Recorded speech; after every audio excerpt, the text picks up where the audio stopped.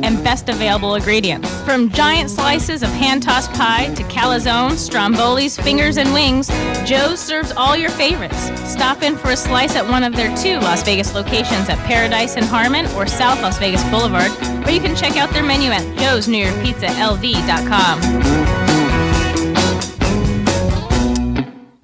It's time for the most interactive radio program in Las Vegas today. It's time for Pushing the Limits with Brian Shapiro. Brian will talk sports, politics, entertainment, and anything that matters to you. Feel free to call Brian at 702-221-7283. You want answers? I want the truth! Now, Pushing the Limits, here's Brian Shapiro.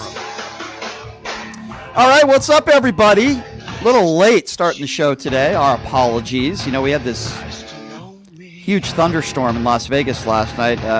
Kicked out our antennas, radio stuff. That's above my pay grade. But we're working on that. But we're starting the show a few minutes late here. But glad you could join us. And we have some very special guests joining us coming up in hour number 2. We've got presidential candidate, conservative talk show host, Larry Elder is going to be joining us on the show. That's going to be very interesting. Yeah, Larry Elder, you could say he's a controversial figure. He's going to be joining us later on in the program. And I've been wanting to get this guy on for a long time. He's with Occupy Democrats. I see his appearances on cable news and Newsmax. Grant Stern, executive editor of Occupy Democrats, is going to be joining us at the top of the hour. So looking forward to that. Special guest in studio, first hour, joining us is the man, the myth, the legend himself. Of course, I'm talking about liberal talk show host Doug Basham, who's actually starting his own show here at KSHP on Monday. Doug Basham, thank you so much for joining us. How are you? Hey, Brian, I'm doing great. How are you? I'm doing okay. Kind of a busy news day. No kidding. Kind of a busy news cycle. If you haven't already heard, Donald Trump indicted now for a third time in Jack Smith's investigation into, of course, January 6th fake electorates. And Donald Trump facing some very, very serious charges. Once again, special counsel Jack Smith. And I want to hear it from his own words. So before we actually talk about what is going on as far as Republican reaction, what Democrats are saying about this, what Donald Trump is saying about this, I want you to hear from Jack Smith himself in regards to the charges that were filed. He held a press conference yesterday, Doug, and I wanted to get your thoughts on what Jack Smith said himself. So here's Jack Smith yesterday in his opening remarks on the indictment, the third indictment of Donald Trump. Good evening. Today, an indictment was unsealed, charging Donald J. Trump with conspiring to defraud the United States, conspiring to disenfranchise voters, and conspiring and attempting to obstruct an official proceeding. The indictment was issued by a grand jury of citizens here in the District of Columbia, and it sets forth the crimes charged in detail. I encourage everyone to read it in full. The attack on our nation's capital on January 6th, 2021, was an unprecedented assault on the seat of American democracy. As described in the indictment, it was fueled by lies. Lies by the defendant targeted at obstructing a bedrock function of the U.S. government, the nation's process of collecting, counting, and certifying the results of the presidential election. All right, so those are the basic statements by Jack Smith. If you want to talk about all the lies, as far as Donald Trump goes, and by the way, it's not against the law to lie, but it is against the law to defraud our democracy and this fake electorate scheme, and of course to incite violence. But the lie that fraud changed the outcome of the 2020 election was a blatant lie, Trump saying that he actually won. The lie that fake pro-Trump electoral college electors in 7 states were legitimate electors was a lie. The lie that the Justice Department had identified significant concerns that may have affected the outcome of the election, that was a lie. The lie that Pence had the power to reject Biden's electoral votes, that was a lie. Or that the vice president and Trump are in total agreement that the vice president has the power to act, that was a lie. lie. Mike Pence never agreed to that. The lie that Georgia had thousands of ballots cast in the names of dead people, that was a lie. The lie that Pennsylvania had 205,000 more votes than voters, that's a lie. The lie that there had been a suspicious dump of votes in Detroit, Michigan, that wasn't true. That was debunked. The lie that Nevada had tens of thousands of double votes and other fraud, that was a lie. The lie that more than 30,000 non-citizens had voted in Arizona, that wasn't true. The lie that voting machines in swing states had switched votes from Trump to Biden, that was a lie. The lie that Dominion machines had been involved in massive election fraud, that wasn't true. The lie that a substantial number of non-citizens, non-residents, and dead people had voted fraudulently in Arizona, that was a lie. Or that Fulton County, Georgia elections workers had engaged in ballot stuffing, not true. Or that thousands of out-of-state voters cast ballots in Georgia. Or that Raffensperger was unwilling or unable to address Trump's claims about the voter fraud, that's not true. Or substantial fraud in Wisconsin, that was also a lie. The lie that Wisconsin had more votes counted than it had actual voters, that was a lie that Trump stated.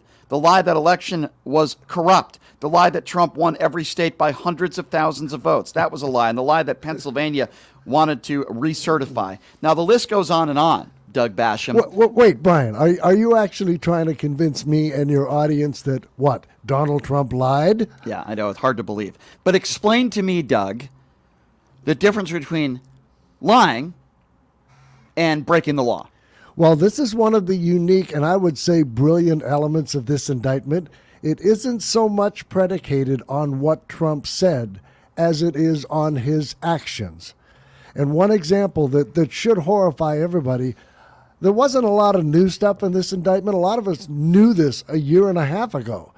But in this indictment, we always thought that Trump sat around while the insurrection and attack was going on and did nothing. No, we find out from the indictment he was using the violence to call senators and congressmen and tell them to use this to delay the certification. Right. We also find out that Jeffrey Clark, that worm, I mean, you can just tell he's a worm by looking at him. He tried to get himself installed as the attorney general. I mean, this guy, these people were planning for the violence and planning to exploit it. And Jeffrey Clark says, well, if they get violent, that's what the Insurrection Act is for. Yeah. I mean, it's just amazing. But as I say, they're not going after him for what he said, but for what he did. Yeah, the fake electorate scheme, among others, if you actually read the indictment, which I did. Now, what are Republicans saying in regards to this? What is their, I mean, I'm just going to play you one of them, one of many, and Matt Gaetz echoes what many of the extreme people on the right are saying.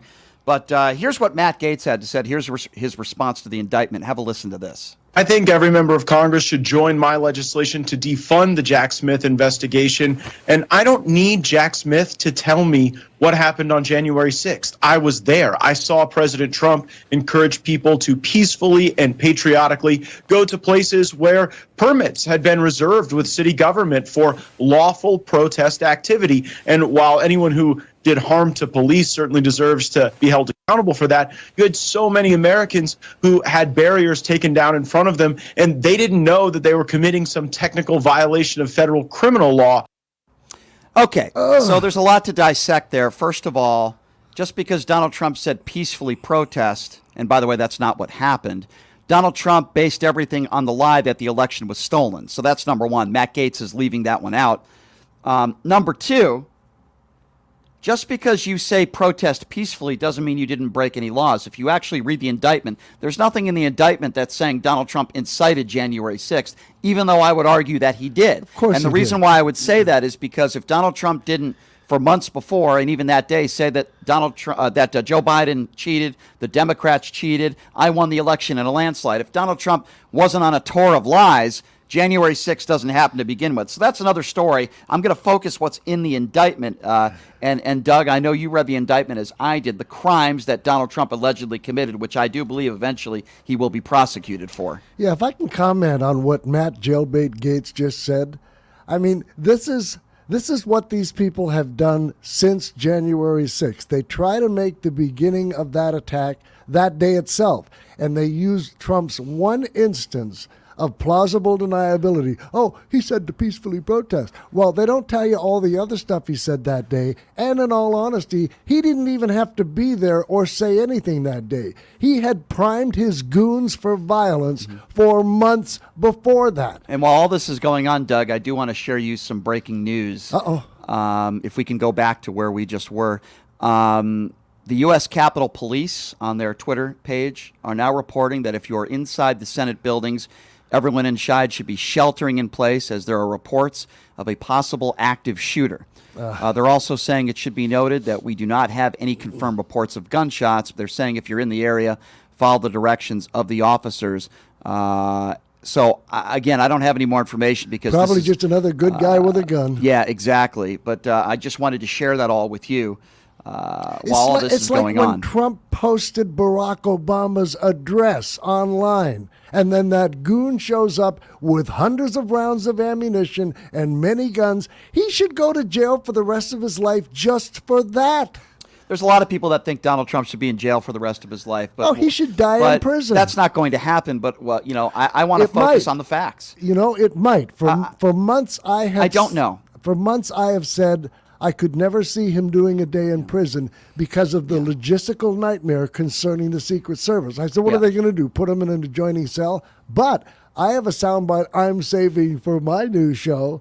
A former attorney general saying how he could be put in jail. He doesn't think it's that far-fetched at all. The echoes that there's a two-tier justice system. You hear all the same talking points from Republicans.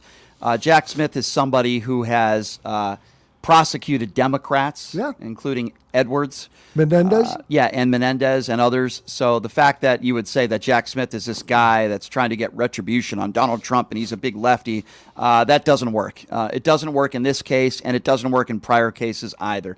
The reason why Donald Trump is in this situation is because of his own actions, defying a subpoena, allegedly trying to get rid of evidence that could help prosecute him. And now we have others that I'm sure are going to testify against Donald Trump. Donald Trump put himself in this situation and nobody else did. That is the fact. It wasn't George Soros that put him in this situation. It wasn't Disney. It wasn't critical race theory or transgenders. It was Donald Trump that put him in this situation. It was the woke. Yeah, it was wokeness that put him in this situation. That's what you hear. And I want to play you another guy that is just one sandwich short of a picnic. Of course, I'm talking about Rudy Giuliani. So Rudy Giuliani is one of the co-conspirators that was listed in this indictment. There are others. So this is Rudy Giuliani. I don't know if this was Newsmax that he was on. I think it was, actually. Thank you, Numchuck. This is Rudy Giuliani, who's just losing his mind, by the way. He knows he's probably next in line to get indicted. This is Rudy Giuliani's response to this indictment. Have a listen to this. Violating the right of free speech of an American citizen, never mind whether he was president or not. It could be anybody. It could be a homeless person. You don't get to violate people's First Amendment rights, Smith, no matter who the hell you are or no matter how sick you are with Trump derangement syndrome. And this isn't the first time you've acted like an unethical lawyer. It should be the last. Banging his papers. That guy has lost his mind. By the way, that is a scared man. Let me repeat again for all the Republicans out there and people on the far right that don't understand what free speech is. It's amazing to me because when they talk about Alex Jones and John F. Kennedy Jr., they constantly talk about free speech and they don't even understand what the First Amendment is all about. It pertains to the government. The government can't interfere. There are still consequences to your words and your actions. For example, you can't yell fire in a crowded theater. Or try yelling bomb in an airport. Exactly. Not free speech. No right is absolute. Exactly. Good point. You can't yell bomb in an airport. And then someone couldn't cry out, oh, but wait a second, you're taking away my First Amendment rights. No, that's private business. Okay?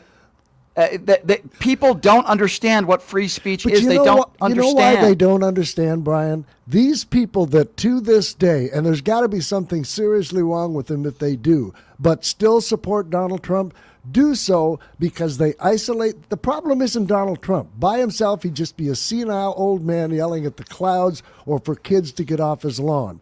The problem is the massive right-wing media infrastructure industrial complex that justifies all his crimes and says, oh, he was just expressing his free speech. No, he wasn't. And look at the co-conspirators. I wonder if Ginny Thomas is going to be on that list. But we know that there are people on that list that will eventually be indicted themselves. 5 of the 6 are attorneys, and one of them is Rudy Giuliani. And here's my question. Here's my question to you. My question to you is, how many of those people on that list are going to cooperate and testify against Donald Trump? Great question. And see, Rudy already tried to protect himself last week by coming out and admitting that what he said about Ruby Freeman and Shay Moss in Georgia, that they were vote scammers and professional hustlers, wasn't true. Mm-hmm. I think that was one of Rudy's attempts to maybe not be one of the co-conspirators. It didn't work. I mean, you have Marjorie Taylor Greene who's saying that if Donald Trump is behind bars, she will still vote for him. Now, listen, there are people out there like Marjorie Taylor Greene that are obviously not very intelligent, and they're going to say things like that. But then there are people out there like Marco Rubio. I don't think Marco Rubio's a dumb guy. I think he's actually a fairly intelligent guy.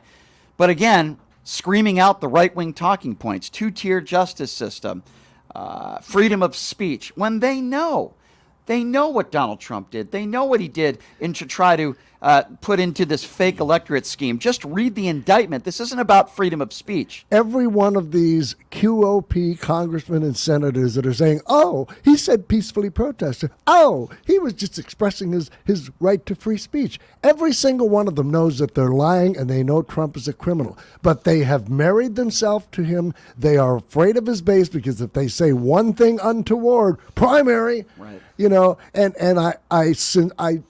I hope with everything I have to hope for that this orange hemorrhoid takes the entire QOP down into the trash bin of history. And let's be very clear again. We didn't see this in the indictment, but I believe Donald Trump incited that insurrection. I don't think there's any way about it. And the argument people make is, well, he told people to peacefully protest. Everything that Donald Trump said, we know what his goons heard. Everything that Donald Trump said on that day and the months prior were based on lies, that Joe Biden cheated and the Democrats cheated.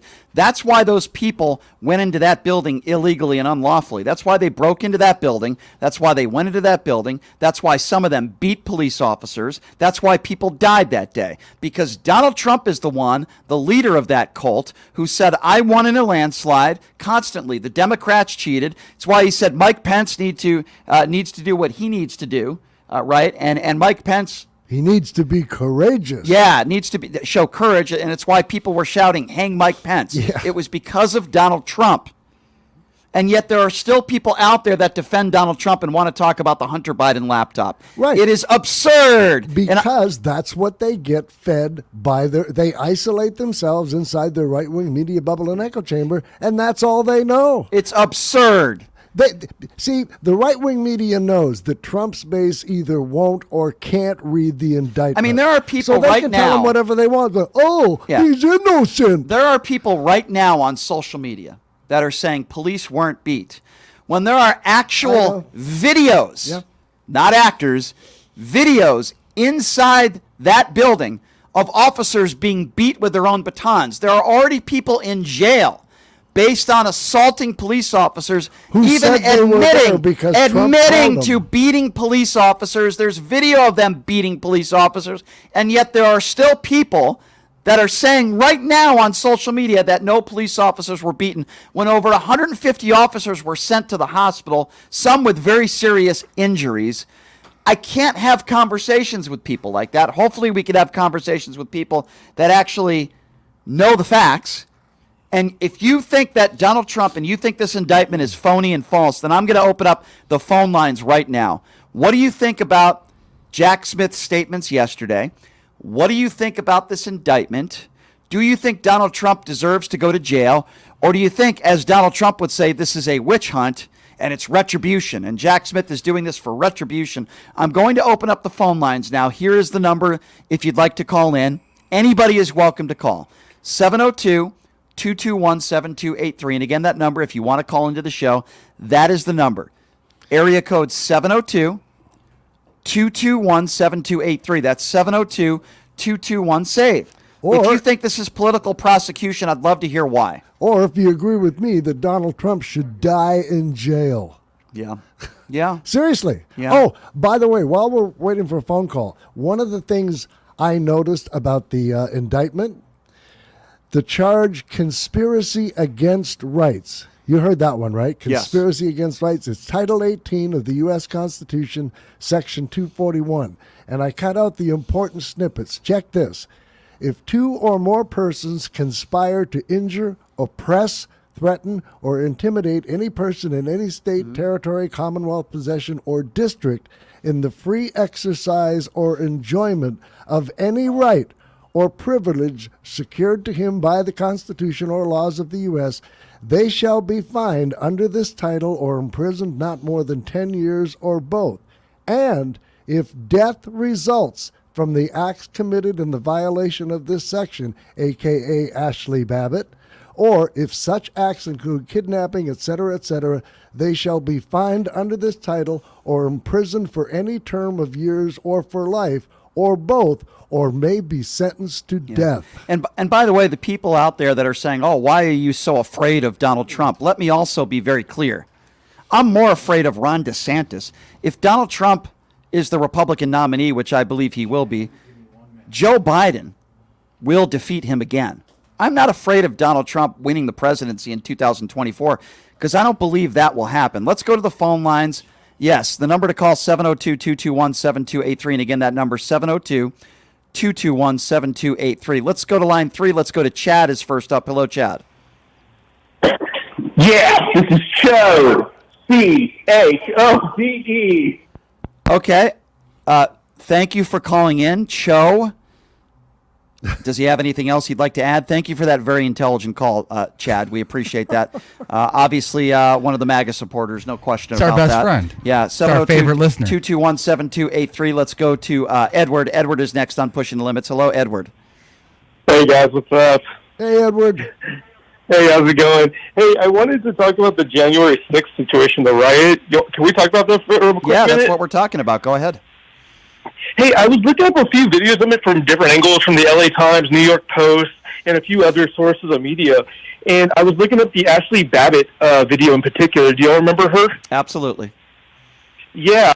I was looking at it like, I think the officer that shot her had a right to defend himself because I've seen the video from she was breaking in, there was violence going around, and it's like anyone breaking into your home or your property. Edward, you're 100% right. And by the way, the people who investigated that shooting would also agree. Let me be very clear on this.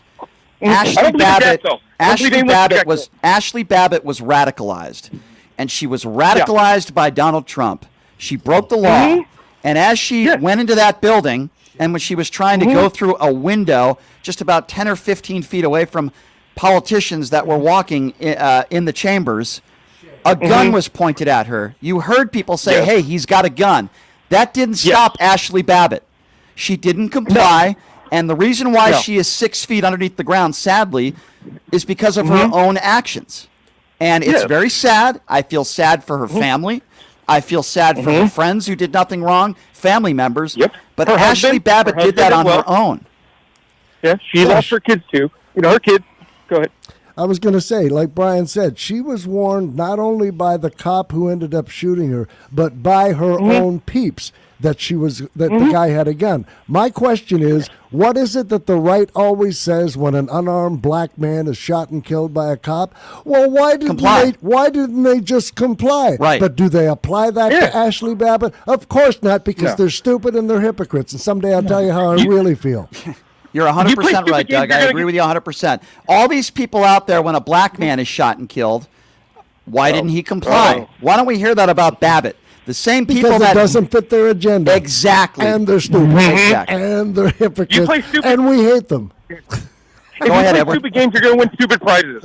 Yeah, no, Edward, listen, you're 100% right when it comes to Ashley Babbitt, and we should be praising our brave men and women in uniform and those that defended the Capitol that day. And Jack Smith did do that, by the way, yesterday, and I was happy to hear him do that. Yes. Look, and when you guys watch the video, from every source you want to, it looks very scary. It looks very terrifying. I wouldn't have wanted to have been there. I would have been scared beyond belief. I'm with you, my man. Edward, I got to get to here's my last question. Go ahead, quickly. Go ahead. My last one is, would any of these people have done this by themselves, but as a group mentality, they did it together? Like, to do one thing by yourself is one thing, but would they have done it Well, I'm not going to put Probably not. It was mob mentality. Well, listen, there are people. There was a guy that tried to get into the White House through barricades. He was shot and killed. There are mentally deranged people, but I do agree when you have large groups of people, they seem to be more willing to break the law, and that was certainly the case on January 6th. Edward, I do appreciate the call, my friend. Thank you so much. Thanks, Edward. All right, guys. I'll take it easy. You Later, too. guys. Thank Later, you. Nunchuck. Thank you. 702-221-7283. Edward's cool. Again, that number, if you want to be a part of the conversation, is 702-221-7283. I think we have Shay on the line. Is that right? Shay, you're next on Pushing the Limits. Go ahead. Can you hear me? Yes, sir. Go right ahead. I find this very appalling, man. I've heard you a couple times, Brian, about the 2024 election. There is no way Trump is going to be president. I agree. So the Trumpsters out there, there is no way you can win an election with just 30% of the electorate. There is no way. Agree. I mean, where is the expansion of his base is going to be? He's not going to get the black vote. Shay, I'll take it even a step further. Tell me if you agree or not, Shay. I agree with everything you said, by the way. But let me take it a step further, Shay.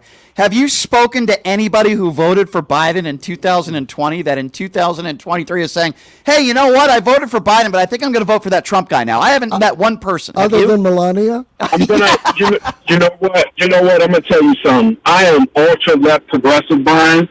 I think Biden is right now. I think he is a president in which I would say just keeping us afloat. Because I don't think he should be the Democrat. I don't think he should be the Democratic nominee. But I'm going to tell you something right now. In 2016, the only reason why Donald Trump won because the progressives did not come out and vote. And you saw the difference in 2020. So you tell me, from all the shootings, all the LGBTQ, how in the world is the Republican Party going to win? I agree. Listen, I'm with you 100%. And these Republicans out there, Shay, that want to talk about gender ideology and they want to, ban abortion. They think that's actually going to help them. It's hurting them. It's why they had a bad midterms in 2022. And if you look at the accomplishments that Biden has done, people forget about inflation gone down for 11 straight months. When you look at where the economy is going right now and manufacturing, Joe Biden can run on his record in the last 3 years. But see, Can I say one more? Go ahead. Can I say one more thing? Yep. What's going to really hurt the Republicans is that student loan forgiveness. I keep telling people they are playing with the younger voters in this country, which I think in the Democratic Party now, that's the most important voting bloc, other than the black vote, in my opinion. You saw what happened in the 2022 midterms, right? It's going to be, I'm telling you, he's going to get eviscerated in 2024. You can book that. Yeah, no, listen, I'm with you. I appreciate the call, Shay. I think there's a lot of people out there like you that would never vote for Donald Trump. I'm certainly one of them. I appreciate the call, Shay. Thanks very much. Doug, go ahead. You wanted to add something? Yeah, you're absolutely right. Biden has probably one of the most accomplished first terms of any president in recent history. For people that don't understand what you're talking about, for people that are not educated, and they don't understand what facts are, can you give them a few facts on just some of Joe Biden's accomplishments in the last 3 years? By the way, these are not opinions. Well, these just are facts. look right now. Currently where we are, as you said, our inflation rate is falling faster than any of our peer countries. We have the lowest unemployment rate in 50 years. Yeah. And people say, oh, that's COVID jobs. No, the COVID jobs were recouped by August of 2022. This is August of 2023. Jobs have still increased. Now, I'm not going to give all the credit to Biden. He didn't personally hire these people. But you know what I mean? I mean, the acts he's passed that have helped the veterans, the little bit he did on gun control, it's a start. It's actually a very accomplished first term. How about the health care that he gave to our brave men and women in uniform? What about that? That was Jon Stewart helped push that. Republicans didn't want to vote for it. How about the infrastructure deal, the bipartisan infrastructure deal? By the way, the deal that Donald Trump never was able to put in place, by the way. Even though we had infrastructure week many times. Yeah, we forget about that, but see, here's the problem, Brian. Donald Trump would use the largest bully pulpit and megaphone in the world, the United States presidency, to go before the American people every single day and lie to them. Joe Biden won't use it to tell the truth. And here's what my message that I talk about this all the time, and my message to my MAGA friends out there that are watching right now, and the fundamental difference between Republicans and Democrats, here it goes. Last week, Mitch McConnell had some sort of medical episode. Now, unlike some of the far righties out there, I'm not pretending to be a doctor, but I think any logical person would agree it was some sort of medical episode. What did the Democratic president do? He picked up the phone and he called Mitch McConnell, not to talk about policy or to insult him like Donald Trump has done in the past, to see how he was doing medically. He called him up to see how he was doing. What did Democrats across the country do after Mitch McConnell had that medical episode? They tweeted, thoughts and prayers, we hope you're okay, Mr. McConnell.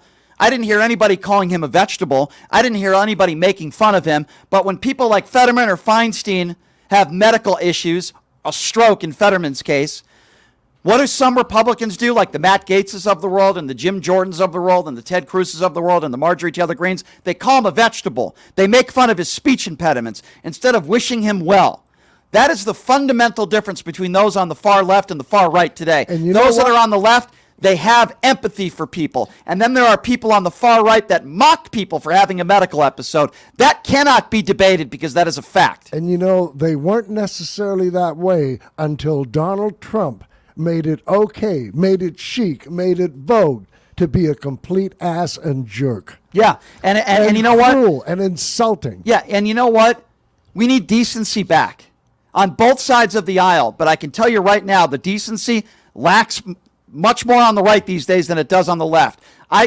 Listen, I criticize those all the time on the left, but I think of Paul Pelosi, right? There's another example. Nancy Pelosi. I'm not a Nancy Pelosi fan. I never really have been. Paul Pelosi was almost killed. He was attacked by an extremist with a hammer. And we had people like Ted Cruz on social media spreading conspiracy theories, not wishing him well, that it was some sort of gay relationship. I'm shocked that people on the far right would frown upon someone that's gay. That's really so shocking to me. And the conspiracy theories were peddled by people like Charlie Kirk and Ted Cruz, actual elected officials on the right, that not only did Paul Pelosi let this guy in, but it was some sort of gay relationship. By the way, both debunked. Did we hear any retractions from people on the right? Of course not. When Steve Scalise was shot, did we hear people on the left saying that it was a gay relationship and it was a gay relationship? Of course not. They were doing thoughts and prayers for Steve Scalise, the same they were doing for Mitch McConnell the other day. Again, it is the fundamental difference between Republicans and Democrats today. Those that have empathy and those. Did Donald Trump pick up the phone and call Mitch McConnell? Riddle me that. No, the first interview he did after McConnell had that freeze up was to say McConnell had to go. Yeah, exactly. Mr. Empathy. Yeah, Mr. Empathy, Donald Trump. By the way, I'm just checking the internet trolls. Mr. Snowcone keeps saying, I like calling in Gasman. Gasman is one of the other trolls. His name really should be Gas. Yeah, I don't give people any airtime for people that are trolls. He said, and the Snowcone says, I'm voting for my President Trump. Well, go ahead. Yeah, good luck. But see, wish you the best. I agree with you and Shay. I don't think Trump could win in 2024. No. What I'm afraid of is that after he loses, we will see what happened after he lost in 2020 on steroids. And he has spent the last 3 years and will spend the next year putting people in place who have vowed to him that they will overturn the election in their state if he doesn't win. And that would cause a major constitutional crisis, even more so than he already has. I agree. At this point, if you're a Republican and you say you would vote for Donald Trump, and if you're running for office or you're an elect, I would never vote for you. At this point, if you say that, then I've had it. We're past the point of people giving themselves a pass. If you want to vote, well, I like some of his policies. We're past that point. You can't use that as an excuse. Liking anymore. A few of his policies doesn't work anymore. It might have worked in 2016. It might have even worked in 2020. It ain't going to fly right now. It's not going to fly. Brian, I got a couple things to say here. First of all, after I've invited myself on your show today, usually Brian asked me. Today, yesterday, I asked him if I could come on today because I had an announcement. Starting next Monday, August the 7th, I will be on, hopefully making a triumphant return to the airwaves right here on KSHP, Monday through Friday, 11 a.m. to 12 noon, right before Brian. Yes. Second, I have an acknowledgement to make. You and I are friends. We screw around off the air, say things we can't say on the air. But I have never been more sincere or honest with you than I'm going to be right now. If it wasn't for your generosity and graciousness, allowing me to come in here during my hiatus from the radio and guest host for you, or to be a host or a guest on your show. First of all, it made me feel less like a has-been. Secondly, it gave me a chance to get stuff off my chest that normally I would have been able to do on a regular basis. And if it wasn't for you, Sir Brian, I may have gone postal. Well, So it's my you're pleasure. my friend. I appreciate it. It's my and pleasure. you I the man. appreciate that. It's my pleasure, and I always love having you on. And I'm really happy that that you got a show starting up here on Monday, and I'm glad that you'll be on right before me, which is super cool. And I'll do my best to get the hell out of here as soon as my time is up. No lingering. Did you hear that, Jamie? That goes for you. I appreciate that. In all seriousness, guys. Oh, that was this serious. is bad. This is bad for the country. I mean, Donald Trump. These indictments, now a third indictment. There are no positives here. Yeah, we want justice to be served, and if Donald Trump is held to account for what I believe the crimes that he's committed, then that's certainly a good thing. But in all, this is not a good thing for the country. Having a former president indicted is an embarrassment. Donald Trump is an embarrassment to this country. And if you want to keep saying it's a two-tier justice system, yada, yada, yada, again, I go back to Jack Smith. He has prosecuted Democrats like a guy like a John Edwards so this two-tier justice system debate or argument does not work just based on the facts alone. And if you think that it's George Soros and it's all Democrats, you got a second thing coming. Donald Trump, the evidence is overwhelming.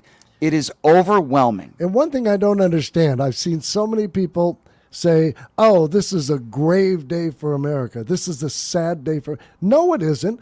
It's a great day. It would have been a sad, grave day if he had been allowed to skate.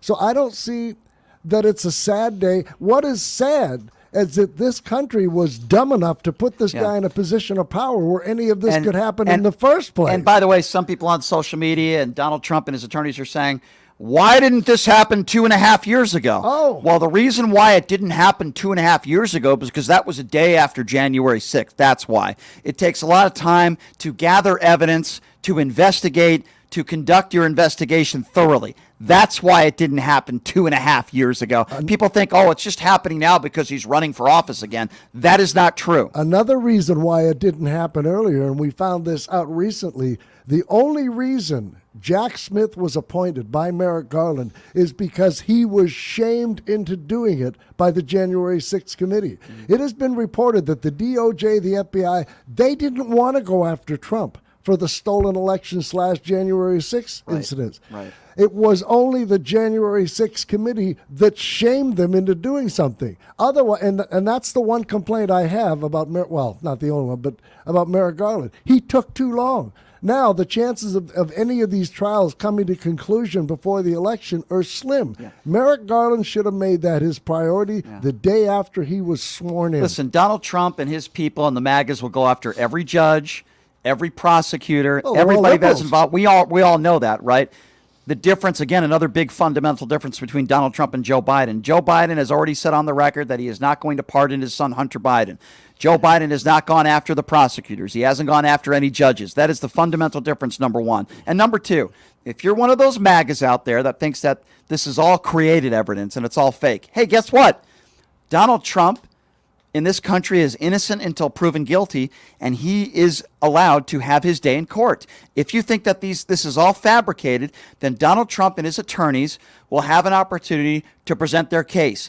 Just like Donald Trump and his attorneys had their chance to prove that there was widespread election fraud and that Donald Trump won, quote, in a landslide. He had his chance to prove that in court, and none of his attorneys were able to do so.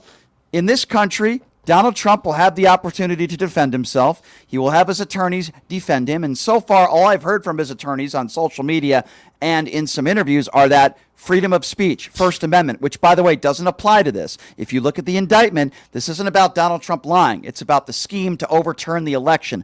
That's where he broke the law. So people don't understand. There is no defense here. There is no defense. No. And, if it was incitement of the January 6th, They might have a small chance to defend themselves. There is no defense here based on the evidence. It is overwhelming that Donald Trump was led on a scheme. He knew on the record that he lost the election based on multiple people that have testified under oath. He knew that he lost the election, but he lied. And the reason why he lied is so he can put forth a scheme to attack our democracy and try to overturn the outcome of the 2020 election. That is where he broke the law. For life. That is where he broke the law. Yeah. And I don't know what's going to transpire here. My worry is that it's not going to happen before, Doug, the 2024 presidential election. That's my worry. Well, the nice thing is Jack Smith said when he was reading the indictment yesterday that he is going to ask for a speedy trial. The other good thing is the judge that was randomly appointed to handle this case, her name is Tanya Chantka or something like that. I'm not getting the last name right correct.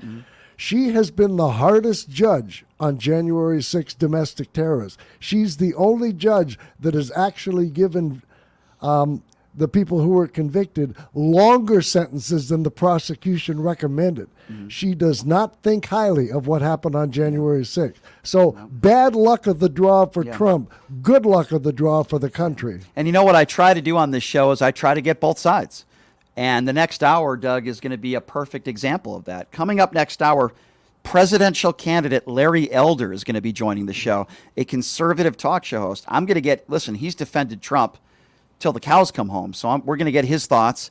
Coming up next, we're going to be speaking with Grant Stern. He's the executive director, or editor, I should say, of Occupy Democrats. So two opposite ends of the spectrum, and we're going to get their thoughts on this Donald Trump indictment. And by the way, when you have Larry Elder on, ask me if he can get me a discount on Relief Factor. I've seen those commercials. They're pretty good. Well, Doug, congratulations, by the way, on your new show, which is starting on Monday. I'm really happy for you, and I'm happy that you'll be on here on this radio station before me, which is pretty cool. I'm it's happy. It's a cool radio station. The yes. people here, Justin's been they helping are very me. Nice we got people Mark here. over there. I agree. mean, it's like a family thing. Other Yes. stations you and I have been on were kind of cold. Yes, I would tend to agree with you on that one. This is like a family thing. It is. I really enjoy the people here. They're good people, and I love the fact that they're supportive of what we're doing, and I'm happy that you're going to be kicking off your what's your show called, by the way? The Doug Basham. Well, I used to call it when I did weekends. I called it the Doug Basham. We really should be on 5 days a week, but won't be show. Now I'm calling it the Doug Basham. I told you we should be on 5 days a week show. but that's a lot to put on a business card, so we'll just shorten it to the Doug Basham Well, I'm show. happy to hear that, Doug, and I'm really Cowbell. glad that you're going to be starting up on Monday, so congratulations on that. We are going to be joined by Grant Stern coming up next. I want to tell you guys about my good friends at Jackson's Bar and Grill, my favorite gaming bar in town, located at Flamingo and Jones. Great promotions this month, including if you hit Fort of the Royal on a Monday or Wednesday, you get a chance to spin the wheel to win up to $3,000. Great food, great atmosphere. I know Brian Slipbach and his wife very well. They're wonderful people. Please check them out, Jackson's I met Bar and Brian Grill. at your birthday party. Yes, great really guy. sweet guy. We Great chatted guy. a little bit. I agree. Very nice people. Yep. So please check out Jackson's Bar and Grill. Doug Basham, I do appreciate you being here, and I will be tuning into your show on Monday. And you better, because I might talk about That's you. right. I'll be here. And I'm happy. Doug, thank you so much for being here. All right, coming up next, we're going to be joined by Grant Stern. He's the executive editor of Occupy Democrats. Then coming up at the bottom of the hour, it's going to be an interesting conversation with presidential candidate and conservative talk show host Larry Elder. So stay tuned. We'll be back right after this. You're listening to Pushing the Limits right here on KSHP.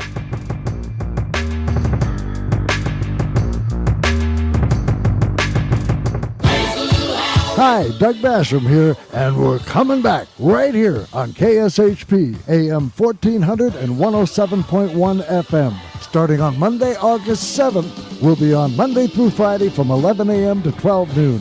As always, I'll tell you what your conservative, corporate-controlled, right-wing propaganda hate media isn't. You're welcome. That'll be Monday through Friday, 11 a.m. to 12 noon, right here on KSHP. Be there. Hey everybody, are you struggling to find a pizza place that reminds you of Brooklyn? That true blue New York style pie? Well, worry no more. Stallone's Italian Eatery Pizza is a knockout.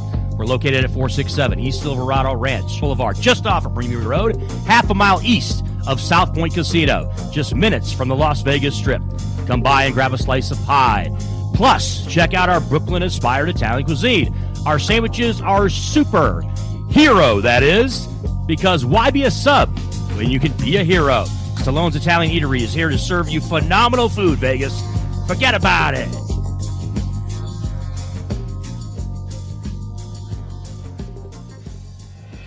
Buying or selling a home is a huge life event that requires guidance from an expert in the industry and community. My name is Blake Wynn. You may recognize my name as my grandfather was the best governor the state of Nevada has ever had. Growing up in Las Vegas, I've come to know this community intricately. Now, I am raising a family here as well. So I understand all the issues impacting our home and quality of life. As the top realtor for the #1 real estate team at Keller Williams, you can have confidence in my experience, knowledge, and track record. When it comes to buying, selling, or investing in real estate, choose a name you can trust and someone who understands the community you call home. Call Blake Wynn today and experience the difference of a trusted expert. 702-540-3311. Sapphire Pool and Day Club, the world's only topless gentlemen's day club, introduces its 2023 pool season lineup with a bevy of beauties and social media celebrities throughout the summer who will all host alongside hundreds of Sapphire's topless poolside entertainers. Enjoy brunch in the sun with items like frittata-style omelets, stripping chicken, and French kiss toast before washing it down with signature summertime cocktails. 10 lines beware. Go Bear! Ladies are welcome to go topless within the day club for the ultimate party. Guests can purchase affordable day bed packages, cabana packages, lounge chairs, and more. The best part though? Pushing the Limits will be broadcasting shows every other Friday throughout the pool season with a ton of surprise celebrity guests. Wow! Reserve your spot now. For more info, visit sapphirepoolLV.com or call 702-869-0003. That's 702-869-0003. See you at Sapphire. It's Ralph Sirocco at Race Day Las Vegas morning on KSHP North Las Vegas, AM and FM, 329-6HP North Las Vegas, and KSHP.com. Hey everybody, it's Brian Shapiro from Pushing the Limits. I want to tell you guys about Sahara West Urgent Care and Wellness. They're conveniently located on the southwest corner of Sahara and Jones. They're open Monday through Friday, 9 a.m. to 9 p.m. and Saturday, 9 a.m. to 5 p.m. At Sahara West Urgent Care, they'll take care of all your healthcare needs. They offer routine services such as physicals, STD testing, car accident treatment, and work injuries. You name it, they do it. They have on-site x-ray, EKG, ultrasound, and labs. They treat chronic conditions such as asthma, blood pressure, diabetes, and more. They also offer general wellness exams, treatments such as testosterone enhancement, and cancer screening. They're located on Sahara, 6125 West Sahara Avenue. Their number is 702-248-0554. And the best part, they accept most major insurances and affordable cash pay prices, office visits starting at just $95. And I'm also a client, so please give them a call, 702-248-0554.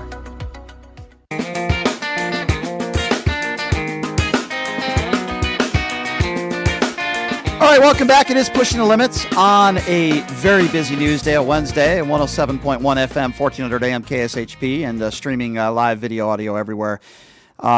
Pretty busy news cycle over the last 24 hours. Donald Trump, third time, and as of the hour, but to get the other side of it right now, I wanted to catch up with the man who is the executive editor of Occupy Democrats. I've seen him on Newsmax. I don't know how he does it, by the way, but he does a pretty good job. And Grant Stern joins us right now. Grant, thank you so much for coming on with us. How are you? I'm good. Thanks for having me, Brian. Can you hear me okay out there? I can hear you great, Grant. You sound great, loud and clear. Let me ask you this Wonderful. first of all. What was your first reaction when you saw the indictment and you read the indictment, which I imagine you did, the third indictment now of Donald Trump? What were your thoughts on it? Wow, my thoughts were wow. This is what I expected, but I expected maybe a while back. But to put it all together, streamline it, and it still be 45 pages, and for them to go soup to nuts, how these guys came up with a plan. They saw that their first plan wasn't going to work, and how they departed from Plan A off into crazy land. That was stunning to watch. How they pinpointed it. There's no ambiguity. Everybody thinks, well, this is wrong. What happened here is bad. What about this court precedent, First Amendment? No, this really lays it out step by step by step. It shows you how it was a three-pronged conspiracy with 6 main people in the middle of it. Everybody else was there and helping, but these were the people who were moving everything forward.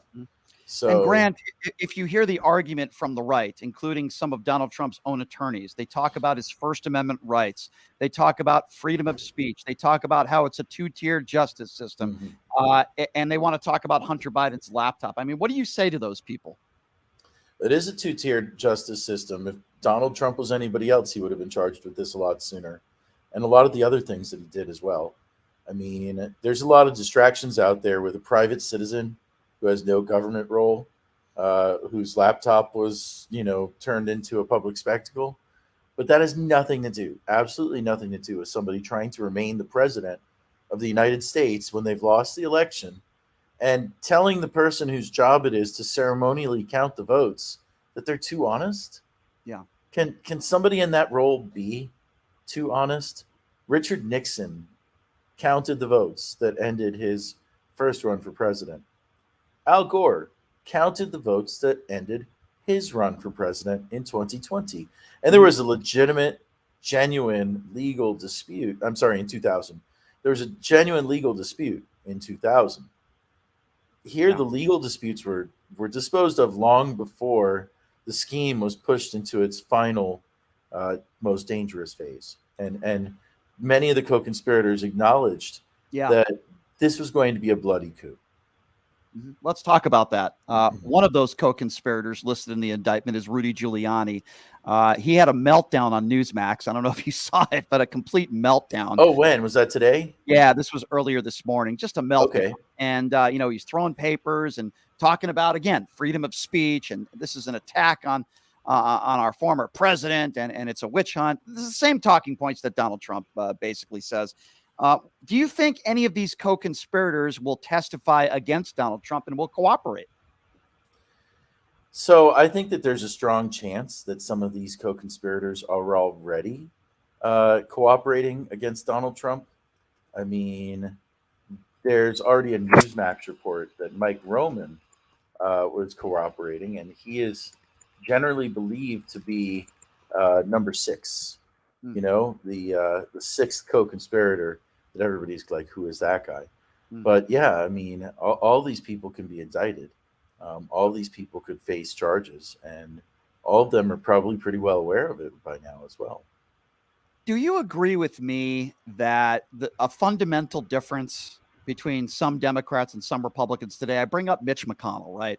And I bring up the medical episode that he had last week. What does Joe Biden do? He picks up the phone and he calls him, not to attack him, calls him to see how he's doing. Democrats across the country wishing him well, thoughts and prayers. Yeah, you're always going to get some trolls that are going to say some not so nice things that are not that are not appropriate. But for the most part, people in office, Democrats, they're wishing Mitch McConnell well, him and his family. And then I look at a guy like Fetterman or Feinstein or Fetterman, who has a stroke, and people are elected officials calling him a vegetable, making fun of his speech impediments. I just think it's a fundamental difference and a lack of empathy on one side compared to the other. Well, I agree with you that it is a lack of empathy on one side, but it's also this the reduction of everything into negative partisanship. When you've got nothing to offer, then everything has to be an attack. And Democrats struggled with that kind of thing for years too, where everything was an attack, but they didn't have a lot to offer. And then starting in 2017, they built a platform of something to offer. In 2018, 19, and 20, even though they didn't have the legislative majorities, the Democratic House passed a series of bills intended to be a platform, and that platform became a lot of what Joe Biden ran on. Republicans haven't had a platform in a long time.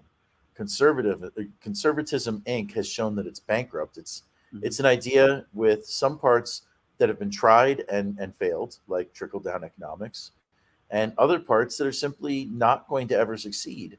But they just, they're basically like, think of it like a movie franchise that's just doing fan service, right? And the fans of the Republican Party are billionaires, they're corporations, they want tax cuts, they want less regulations, they want some very specific deliverables for the very large donations they get. And so, they have to turn everything into negative everything because they got nothing else. And let's that's talk really more shameful. about that. Yeah, and I agree with you, and let's talk more about that. By the way, if you're just joining us, he's Grant Stern, the executive editor of Occupy Democrats, also the authors of MTC 2020 series of books, some great books. Definitely check those out. All right, Grant, so you were on Newsmax the other day, right? And you're trying to make the case, and I thought you make it very well, even though you were interrupted, about some of the Joe Biden accomplishments. You know that constantly on the right, whether it be Newsmax or Fox News, the Sean Hannitys, the Mark Levins, the Laura Ingrams, they think the sky is falling with Joe Biden. He's the worst president. He's ruined the country. But what they don't want to hear is facts. And I'm not going to interrupt you like Newsmax.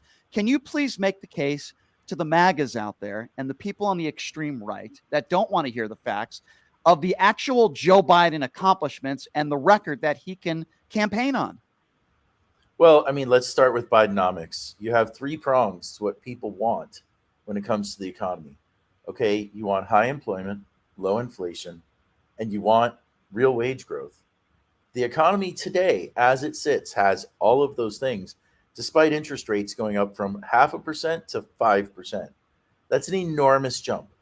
Every time the Fed raises interest rates, the value of every commercial property drops. It becomes more expensive to borrow. And despite all of that, we've found this Goldilocks economy, and it's not some accidental thing. We have an industrial policy in the United States for the first time in decades, where we're supporting chip makers. We're building our infrastructure back. All of these are democratic initiatives. In particular, the Inflation Reduction Act, which is an enormous down payment towards fixing our society's climate change problems. That's another one that's creating green infrastructure, talking about charging stations that are not going to lock people into one car company or another, for electric vehicles to be rolled out massively nationwide. All of these things are contributing to a healthy economy with robust fundamentals that we haven't seen in this country in a long time. We've seen a lot of swings. We've seen a lot of manipulation. When you cook the books like the Bushes did, you shoot the stock prices up really high. Everybody parties for a little while, and then it crashes. When you stop regulating everything, when you step aside and let all the crypto scammers steal everything in sight, somebody's going to have a party. There's going to be some fun. Stock market might go up like a sugar high, then it crashes back down. But what we've seen is the stock market is above where it was at the beginning of last year, despite all of the very strong interest rate increases. It's still growing. This is a really strong economy, and Joe Biden really has a stake in it. This is not like Donald Trump, who only passed a single economic bill in 4 years, and that was a tax cut. And that tax cut did not add anything to America's bottom line. Okay, It fattened the wallets of corporations, and now it's raising taxes on the middle class of Americans. So right now you have a Republican Party that's like, hey, we're going to try and crash the global economy. We got downgraded by Fitch yesterday, the ratings service, because of Republicans being in control of the House of Representatives. They have no policy. There's no end game to crashing the system. There's no end game to making tremendous cuts to federal spending. The only end game is just pure politics for them. So Joe Biden has done a lot of things that are directly impacting the economy. Normally, you can't say the president did this, the president did that, but this is not one of those cases. He's the most impactful president since LBJ when it comes to legislation and changing the way that the government is working. That's a very long gap. Agree with you 100%. All right. With that being said, though, Grant, full disclosure, I'm a registered independent, even though I lean to the left on social issues. And I can tell you right now, I would vote for Joe Biden over Donald Trump in a heartbeat. And I know there's many people that agree with me that are independents. It's not like they voted for Biden in 2020 and all of a sudden they're saying, geez, I think I'm going to vote for that orange guy. It's just not going to happen. But let me ask you this, though. Doubt it. Yeah, correct. But let me ask you this, though. There are a lot of Democrats out there and even independents that are anti-Trump that would agree with me that they don't really want to see Joe Biden run again. It's not because I think he's this bad guy, and it's not because I think he's this bad president, because I don't. And you named some of those accomplishments. I just think he might be a little bit too old. So is Donald Trump, by the way. But I wouldn't vote for Trump not because he's old, just because of all the other things surrounding him. But how do you feel about that? As someone, again, who is the executive editor of Occupy Democrats, my question isn't, would you vote for Biden over Trump? I know who you would vote for, and I would vote for Biden as well. But do you really want him to run again? I guess that's my question for you. Now, let's just start by saying nobody should hold Biden's opponents' inexperience and youth against them. But no, listen, Joe Biden has the experience. There's a lot of talk out there, but the reality is that if you want to hand the presidency over to Donald Trump, all you have to do is just oppose Joe Biden. Joe Biden is not a one-man team, okay? He didn't get there by, excuse me, he did not get to where he is as a one-man band, right?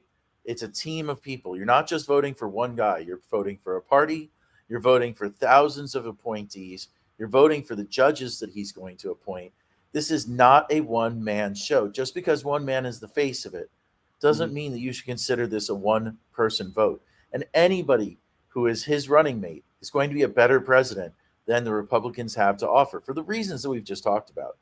The Democrats have a policy that is for America and for Americans, not for corporations, which have a significant amount of foreign ownership, not for 1,000 families that are in the top 0.01% of America's wealth triangle, right? So this is not a race that's about one person, and it's not just about age. And I'll tell you right now, Joe Biden is not 25 years old. He's not 35 years old, but he ain't 85 either. He can still do this. He may not serve the whole term. You don't know. We cannot know for sure. But he's not going to be. He's not going to be the oldest person to ever serve as a head of state. Would you be comfortable with our guy? Would you be comfortable with our vice president right now running the show, being the president of the United States? Absolutely. If necessary, Kamala Harris has extensive experience. She led the California Department of Justice. That's an executive role. The California DOJ is the second largest DOJ in the country, right? She understands the legalities of what the president wants to do and how to accomplish things. She's a brilliant woman, and she is ready for the job. I mean, I'm not saying that, my first choice would be Kamala and second Joe Biden, but if it comes down, comes down to shove, she is prepared for the job. Well, listen, if it's Harris versus Trump, I would still vote for Harris. She's not a top 20 pick for me, but I would still, let me be clear, I would still do that. I understand you're a Democrat, and I understand you're probably more to the left than I am, but I still want to ask you this question. There are some Republicans that I would support. There are some Republicans that are not running, but if they did run, I could vote for them because I think they're decent human beings, whether it be an Adam Kinzinger or a Mitt Romney that I don't agree with on a lot of issues. Chris Christie took too long to finally speak out against Trump, but at least better late than ever. There are some Republicans that I say, okay, I could maybe see myself voting for them. I know you're a Democrat. Are there any Republicans out there that you would say, geez, maybe I could see myself voting for that person? In the current field, you're talking about in the current field, not out there, period. Not just the current field, because it's not that big. I'm just saying in general, Republicans that are in office right now that aren't even running for president. But is there anybody out there that you would say, I could see myself maybe supporting that person? Doesn't even have to be running for president. I'm just curious if there are any Republicans out there that you admire that maybe you would support. Look, there are Republicans out there that I have esteem for because they've done the right thing. People like Liz Cheney, who put America before her political career. People like Adam Kinzinger, people like Mitt Romney, people that have spoken some truth to power within their party. But that doesn't necessarily translate into I would vote for them, because they would still do things politically like, fighting the access to health care or, favoring wealthy people over middle-class people in the tax code that I strongly disagree with. So, I mean, some of them, I mean, look, Mitt Romney is a supporter of the Black Lives Matter movement. And I respect that a lot because that's not something that's easy for a Republican to do. Agree. Republicans who are honest, who tell the truth, who are not twisting everything for political reasons, they can be respected. I mean, Chris Christie was elected in New Jersey twice because of the reaction to whatever the Democrats in New Jersey, the state party, had done. And he was elected for a reason. Did he responsibly steward the office at all times? I would say not. And you see, that's unfortunate, but this is the reality. I'm a realist when it comes to all of this. I hear you. And I'll tell you, those books that you mentioned were all about the 2020 Democratic candidates. So I wrote a book about Pete Buttigieg, a book about Kamala Harris, a book about Joe Biden. I dug into everything. I went into the archives. I started from scratch. And I can just honestly tell you that, even if they make a mistake, there's a one-off, there's something I disagree with. Overall, I can trust that they're going to do what I want them to do. And I think most Americans can wake up and say that. There's very few Americans that wake up and say we should, hurt the economy, make people sicker, and we should run a foreign policy that's in line with the worst dictators of the world. But unfortunately, the majority of Republican candidates are kind of in that sector. And even the ones that would say, well, I don't think we should agree with Putin, would still want to restrict healthcare. And that includes somebody like Mitt Romney, who created Obamacare when he was the governor of Massachusetts, but now opposes it. And we've seen too much of that. Somebody was telling me at a party, just a random person, no political knowledge whatsoever, how it was both parties' fault in Washington that immigration wasn't fixed. And I said, but is it one party or is it the other party? She goes, oh, no, it's both parties. It's Washington that's the problem. And I'm like, how do you know that?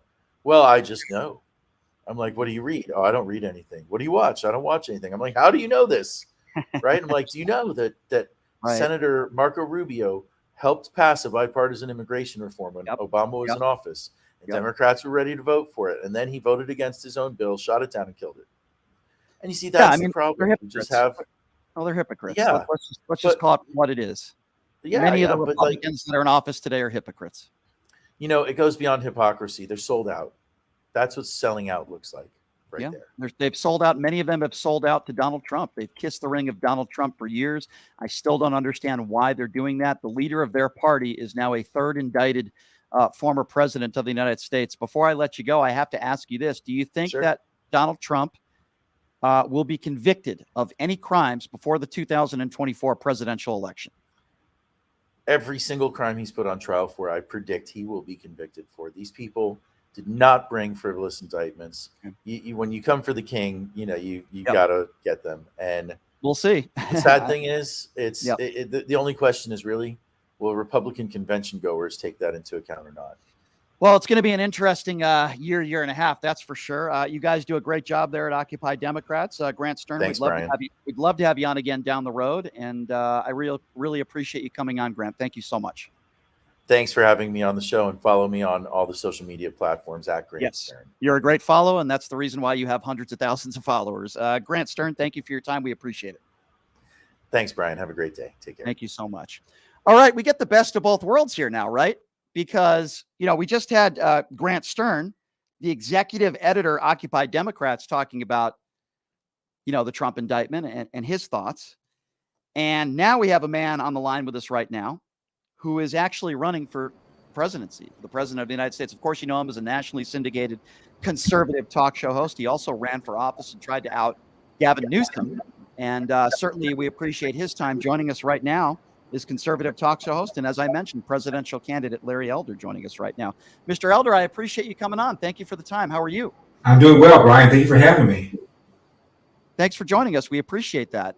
So I guess my first question to you, before we get into Donald Trump, before we get into the indictment and some national issues, tell me why, Mr. Elder, you decided to put your name in the ring, so to speak, and you're running for president of the United States.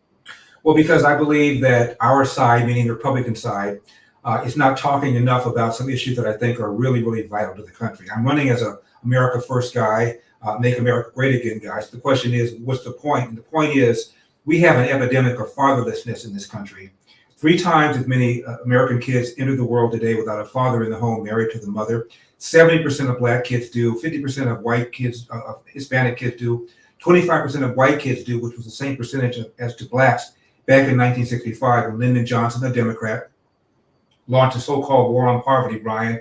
And since then, in my opinion, we've incentivized women to marry the government and incentivized men to abandon their financial and moral responsibility. And the numbers are clear. If you're raised without a father, you're 5 times more likely to be poor and commit crime, 9 times more likely to drop out of school, and 20 times more likely to end up in jail. That is not to denigrate the hard job that single moms and sometimes grandparents are doing raising these kids without fathers, but it certainly is much more difficult. And I've got ideas about what we can do about that. The other reason I'm running is because of this lie that Democrats have been pushing for years, which is that America remains systemically racist. It's not only pushing stuff like reparations, which in my view is the extraction of money from people who were never slaves to be given to people who were never slave owners. It's pushing stuff like race-based preferences, DEI, and more importantly, it's getting people killed. It's called the Ferguson effect or the George Floyd effect, which is the phenomenon of cops pulling back all over the country in major cities. As a result, there are thousands of people who are dead who otherwise would not be dead if the police were doing their normal proactive policing. And finally, there is this meltdown, this disaster known as K through 12 urban education, where, just to pick one city, Baltimore, there are 13 public high schools in Baltimore, all located in the inner city. I kid you not, Brian, where 0% of the kids can do math at grade level. Now, what can help that is school choice. Democrats oppose it, even as their elites, whether it's Barack Obama or Joe Biden or Hillary Clinton, all have their own kids in private school, Gavin Newsom, but they do not want urban kids to have the same opportunity. So if I can put those issues front and center, even if I'm not the nominee, even if you want somebody else, I will feel I've done my service to my country. That's why I'm asking people to go to my website, LarryElder.com. You can contribute as little as $1, Brian, to get me on that debate stage on August 23rd. I've got to have 40,000 individual donors. They can contribute as little as $1 for me to qualify. So please, if you care about those issues, get me up there. And once I get up there, it's game on, hold my beer. So, Mr. Elder, I agree with a lot of what you just said. I think you would still agree with me that sadly there are some racist people out there, and there are hate crimes, and sadly there's still racism that exists in society. But with that being said, the things that you just mentioned, I don't hear a lot of Republicans talking about those issues. I hear a lot of Republicans talking about drag queen reading to kids, which to me is not the issue that some Republicans make it out to be. Critical race theory, indoctrinating our children. They want to take away a woman's right to choose. Those are a lot of the topics that I see a lot of other Republicans talking about. And I think it hurts the Republican Party. I really do. I don't know what your thoughts are. Well, let me take issue with a couple of things you said. Obviously, there are racists in America. The question is whether or not racism is big enough, significant enough to hold back anybody who's willing to work hard, graduate from high school, don't have a kid until you get married, get a job, keep a job, and avoid the criminal justice system. If you do those things, you will not be poor. You know, there was a poll, Brian, in 2002. 8% of Americans believe Elvis is still alive, or there's a chance that he is. So you have to write off around 30 million Americans out of the gate. But as far as other Republicans are concerned, I can't speak for other Republicans. I can speak for the people that I talk to on the campaign trail in Iowa, in New Hampshire, where I've been recently, and they care about the economy, they care about inflation, they care about gas prices, they care about crime, they care about the quality of their schools, they care about the borders. That's what I'm talking about, and frankly, that's what I think most of the candidates are talking about. Obviously, when you talk about the trans issue, stuff like that, the left goes crazy and they put you in a little box, they call you intolerant, but that's not what I'm talking about. I'm talking about the bread and butter issues that most Americans are talking about across the kitchen table. So the reality, though, I think you'll agree with me, is that Donald Trump is the front runner. He is the face of the Republican Party. I mean, he is. I mean, that's just a reality. And with that reality is now a third indictment. Donald Trump now a third indictment by Jack Smith yesterday. You know what's going on, Mr. Elder. He is still the leader of your party. I mean, he's even beating Ron DeSantis by 20 points in Florida. So I want to ask you about that. How do you feel about the face of your party now facing now a third indictment? What are your thoughts on this? Well, when you say the face of my party, he's the face of the party today. I voted for Mitt Romney. I voted for the governor from the senator from Arizona, John McCain. I voted for George W. Bush. I voted for George Herbert Walker Bush. And at some point, he will no longer, quote, be the face of our party. Our party is about limited government, low taxes, low regulation, strong borders, and pro-life. And those are the issues that drive the Republican Party. And at some point, there'll be a different, quote unquote, face of the party. But as to your question, he's going to probably face a fourth indictment. I think the Georgia is probably going to indict him as well. I think the indictment yesterday is BS. What Donald Trump did was complain about the 2020 election, the same thing Hillary did about 2016. For the entirety of President Trump's term, Brian, Hillary referred to him as illegitimate, called the election stolen, joined with Jill Stein to file a lawsuit to overturn the election in Wisconsin, filed a separate brief in order to have the recount done by hand. Nobody accused her of undermining our republic. Was there a fake electorate scheme, though? I mean, last I checked, Hillary conceded the following day, and there wasn't a fake electorate scheme. And I read the indictment. Donald Trump went way above and beyond, as you know, based on this indictment, in this fake electorate scheme. I'm sorry. I disagree with you. Donald Trump challenged the election in Wisconsin, in Michigan, in Pennsylvania, and several other states, I think with good reason. More importantly, Donald Trump offered a theory about the Electoral Count Act that the courts did not take up. But lawyers offer theories all the time. At one point, the lawyer defending Dred Scott offered a theory that was not bought by the Supreme Court. The lawyers that opposed separate but equal offered a theory that was not adopted. People offer theories that are not popular.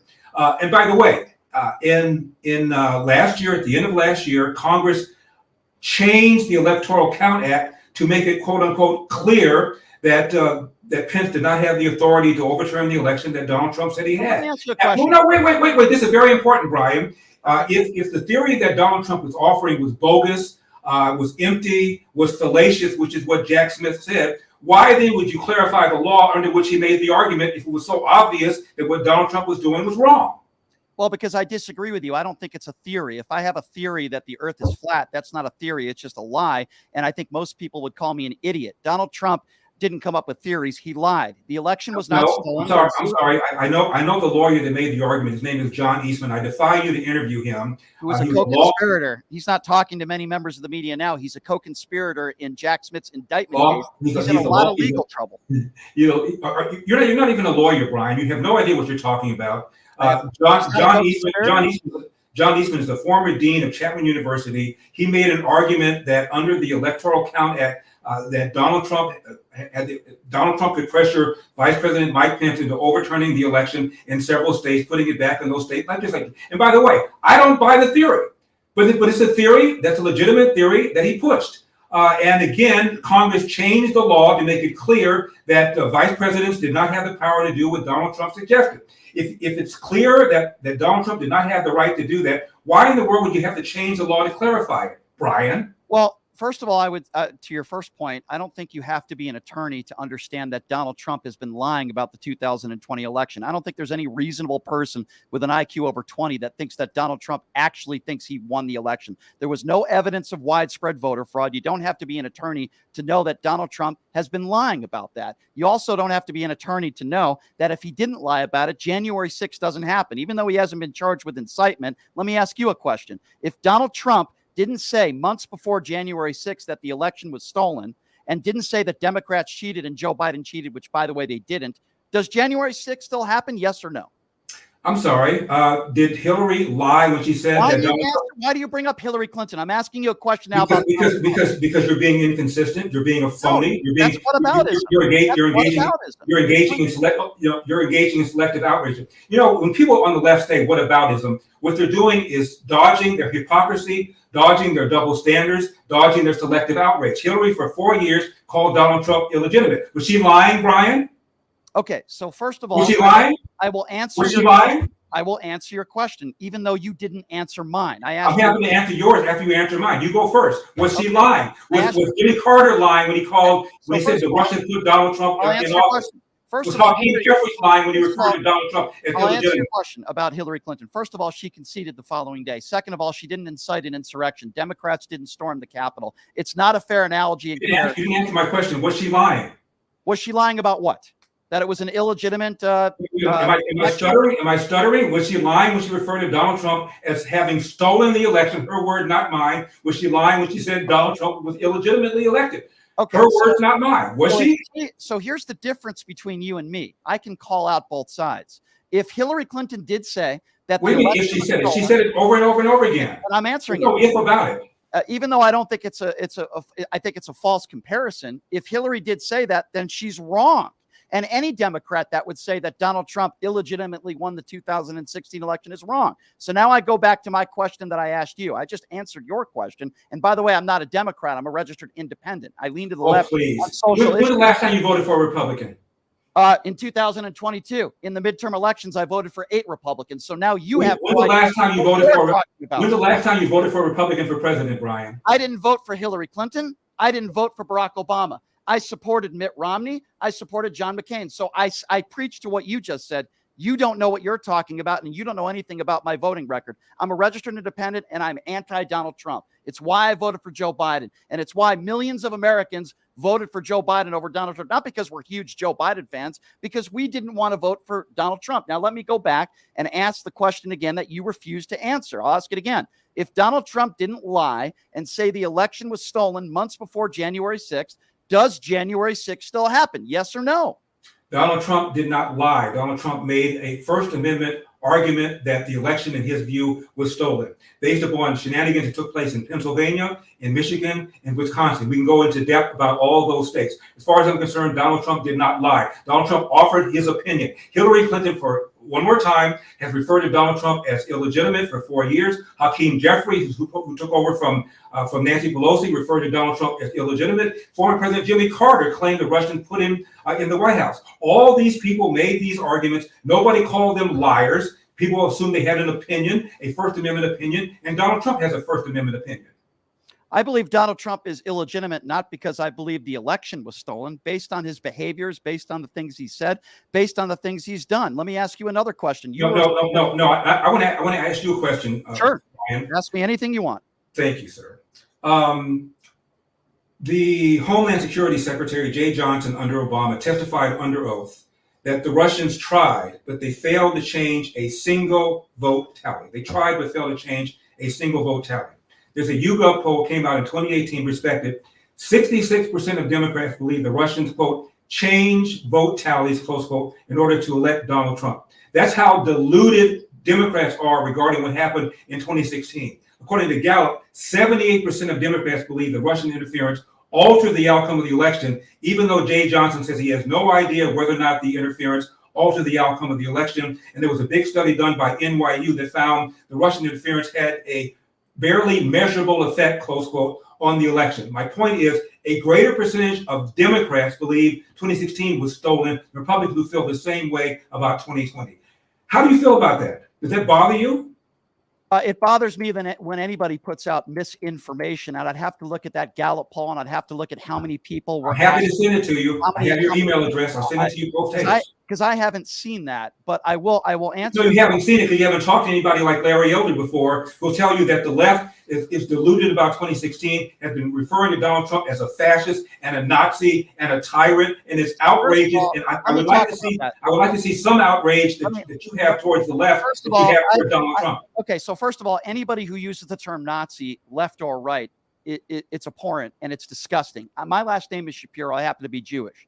Marjorie Taylor Greene, using the term Nazi, talking about kids wearing masks, just as bad as anybody on the left who would use the term Nazi to describe Donald Trump. It's wrong, and that word should never be used ever. I couldn't agree with you more. We agree on that. And by the way, in 1964, when Barry Goldwater was nominated as a Republican nominee, the Democrat governor of California, Pat Brown, said, and I'm quoting, "The stench of fascism is in the air," end of quote. When Ronald Reagan ran in 1980, a congressman from Missouri said that Ronald Reagan got his, quote, fascist precepts from the pages of Mein Kampf, close quote. George Soros said that when he hears George W. Bush say, either you're with me or you're with the terrorists, it reminds me of Joseph Goebbels, who's the propagandist under Adolf Hitler.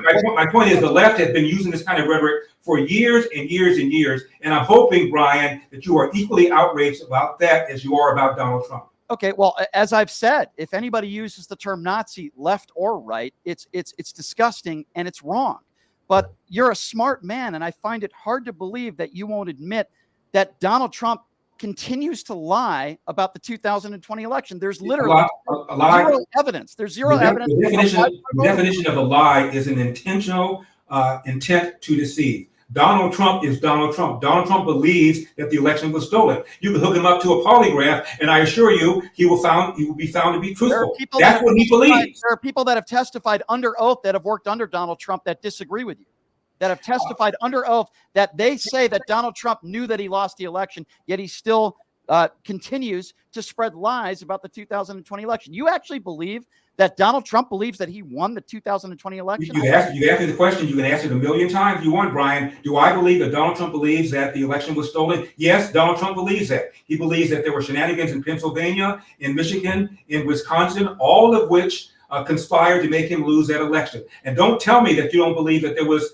misconduct in the suppression of the Hunter Biden laptop story. One study found that there were 16 to 17% of Biden voters in about 7 or 8 swing states that say had they known about the Hunter Biden laptop story, they would not have voted for Hunter Biden. What about the money that Zuckerberg spent, the $400 million that Zuckerberg spent? Well, if you want to talk about money, we can do that. Let's talk about money. What about the $2 billion that Jared Kushner received from the Saudis? Why don't I ever hear people like you? I'm happy you raised that question. One of the things I'm going to do once I become president, Brian, I hope you support me on this, is to sign an executive order that will stop presidents and vice presidents and their families from lobbying for 5 years, whether it's a Democrat, whether it's a Republican. I back you 100% on that. But the argument I make with a lot of Republicans out there is they want to talk about Burisma and Hunter Biden. Well, you're talking to a Republican named Larry Elder, so make your arguments to be not to unnamed Republicans, just as I can do unnamed Democrats as well. No problem. Let's do that, Mr. Elder. No problem.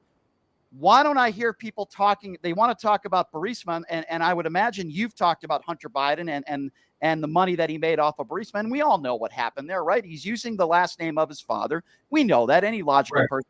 But why don't I hear the same about Jared Kushner? I applaud you for wanting to pass those type of laws, which I would agree with you on. But I want to hear the same on both sides. If you have a problem, I have said the same thing. I don't care who it is, whether it's Neil Bush or whether it's Jared Kushner, it's all wrong, which is why I'm signing the executive order. As for why the others are not doing it, you have to talk to them. Why aren't the Democrats talking about the fact that Hillary Clinton got it passed when she had an unsecured server in her basement on which she sent and received classified information, 30,000 emails that were destroyed under subpoena? She got a slap on the wrist by the FEC for the Steele dossier that she paid for. Donald Trump paid money to Stormy Daniels. He listed that as a legal expense, as did Hillary, and he's facing criminal charges from the Manhattan DA. It is unfair. It's a two-tier justice system. Why am I not hearing that from people on the left? If it is true, a two-tier justice system, Jack Smith is a guy who's prosecuted Democrats, including Edwards and others. If it truly is a two-tier justice system, can it be possible that maybe Jack Smith is doing his job and he's a good man and Donald Trump may have broken the law? I think that Jack Smith probably feels, not probably, no doubt feels what he's doing is the right thing. And I know John Eastman, co-conspirator number 2, known him for a number of years, and he felt that he was making legitimate legal arguments that the Electoral Count Act allowed the Vice President Pence to overturn certain elections in certain states. Both can be true. Both can be honorable men who made good faith arguments. I happen to feel that Donald Trump is being subjected to a two-tier justice system. I'll give you another example. Right now, Donald Trump is facing indictment over the way he handled certain documents. Right. There's a special counsel looking into Hunter Biden, to Joe Biden's documents in 5 different areas, 5 different locations. And where's the result? Why is that investigation taking forever? The big difference between Joe Biden and his attorneys actually did what the FBI asked them to do, and Donald Trump defied a subpoena for 16 months. Do you not see that? That is a difference, but another difference is this. Kind of a big one, don't you think, Mr. Elder? Kind of a big one when you defy a subpoena for 16 months. I'll give you a big one. Please tell me how Joe Biden got into his hands documents when he was a senator, not president, from a SCIF. A SCIF is an area where you can neither take in or take out documents. Somehow he ends up with documents that were taken out of a SCIF. That's a big deal, don't you think? Why is the investigation taking forever? So here's what I'll say to that again. Why is Donald Trump defying a subpoena? Why is it that Joe Biden did not do that? Is cooperated. His attorneys have cooperated. And why do we have on audio recordings Donald Trump showing classified documents of the highest to people that don't have security clearances? Why is it, sir, that Donald Trump continues to lie about this, continues to say that he had the right to do it, which he didn't, defies a subpoena, and now we're learning allegedly tried to get rid of evidence that could help prosecute him? One more time. I think a former senator having in his hands documents he obtained from a SCIF is more serious than what Donald Trump allegedly did. And virtually every single president, to my knowledge, has taken records out, and normally they're handled with a negotiation with the proper federal authorities. I don't know why Donald Trump had to be subjected to a raid at Mar-a-Lago the way he did. I think it's a double standard. Why did he defy the subpoena? Why did he just give up? He made objections that he thought were lawful to a subpoena that he thought was overbroad. That's why.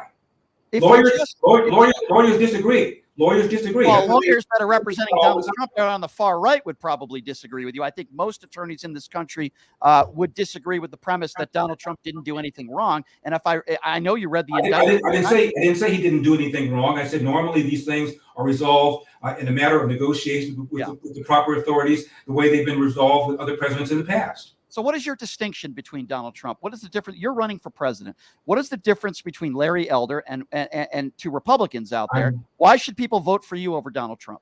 I am, as I said before, I'm running as a America First guy, a Make America Great Again guy, but there are issues that we need to put front and center that are not being put front and center. Most notably, the lie that America remains systemically racist is getting people killed. It's called the Ferguson effect or the George Floyd effect. That is, Brian, the phenomenon of cops pulling back from their normal proactive policing. As a result, in cities all over America, there are thousands of people who are dead who otherwise wouldn't be dead if it weren't for that lie Democrats have been pushing. Then there is the epidemic of fatherlessness. 40% of American kids now enter the world without a father in the home married to the mother, 70% of black kids. And the stats are clear. If you're raised without a dad, you're 5 times more likely to be poor and commit crime, 9 times. Can't both be true that I agree with you that we need to have better families in the home? May I finish? You asked me a question why I'm running. I'm trying to answer your question. Okay, go ahead. Sorry. And the other thing is the absolute meltdown of urban education, where there are 13 public high schools to pick one city in Baltimore, where 0% of the kids can do math at grade level. If I can put those issues front and center, I will feel that I've given back to my party. More importantly, I feel that I've given back to my country. And that is why I'm running. And listen, I applaud you for that. All I'm simply saying is can't both be true. Can't there be issues in the home where you need a mother and father to raise a child to give them a better chance to make it in society? But can't there also be systemic racism? Ahmaud Arbery, for example. Okay, Brian. Give me the systemic racism. Give me the most blatant example, in your opinion, of systemic racism. Give it to me. Okay, so that's a loaded question, but I'll try to answer. Loaded nothing. You said systemic racism. What is it? What is it? Name it. Tell me what it is.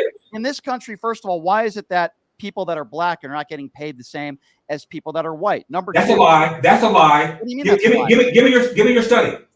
Give me your study that proves that. Okay, so you're telling the same work as a whole. Brian. Let me show you how stupid what it is you just now said. Okay. If I'm running a business and I can hire black people to be equally productive and pay them less money, I'd be a fool to hire white people. So in this country, you're telling me that as a whole, black people are paid the same as white people. Is that what you're telling me? You know what?